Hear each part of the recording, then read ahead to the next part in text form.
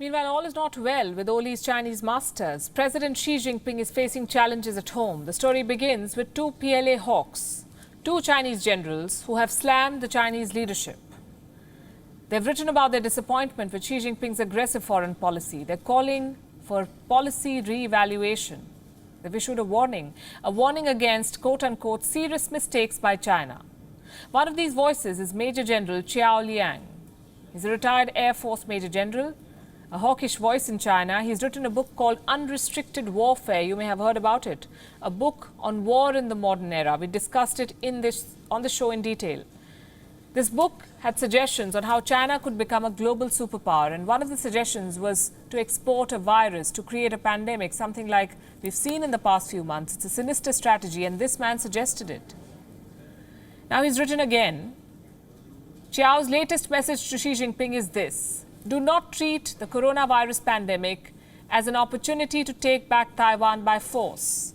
He gave an interview this week and he said that China's ultimate goal is not the reunification of Taiwan, but to achieve the dream of national rejuvenation so that all 1.4 billion Chinese can have a good life. Could it be achieved by taking Taiwan back? Of course not, he says. What he says next is equally interesting. Something we've discussed before. Can China afford a war with India? We told you that China will not be able to mobilize its troops, that it has too many active fronts, that they've spread themselves too thin. Now, Qiao says the same thing in a different context. I'm quoting again. If Beijing wants to take Taiwan back by force, it will need to mobilize all its resources and power to do this. You shouldn't put all your eggs in one basket. It's too costly. Qiao, like I mentioned, is a retired Major General. He knows the PLA's capacity. He knows that the Chinese army will not be able to meet foreign troops if they retaliate militarily to Xi Jinping's aggressiveness. He's also posted a message on WeChat, Chinese social media. He said that a move by the PLA to take Taiwan by force may trigger America to declare a war on Beijing, to challenge China's maritime links in the South China Sea. Sanctions from other Western countries could hit Beijing's economic development. He said all of this. The long and short of it is this. This hawkish Chinese general is telling the leadership to be less aggressive, to not abuse the Wuhan virus pandemic. And then there's Dai Xu. He's a PLA general. He's also one of China's most prominent hawks. He recently wrote an article. It is called 4 Unexpected Things and 10 New Understandings About the United States.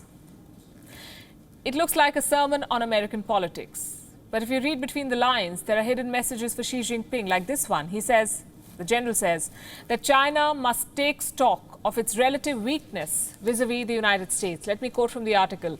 Remember, he says, the 30 billion in tariffs imposed on you will bring an effect of 60 billion, 90 billion or more.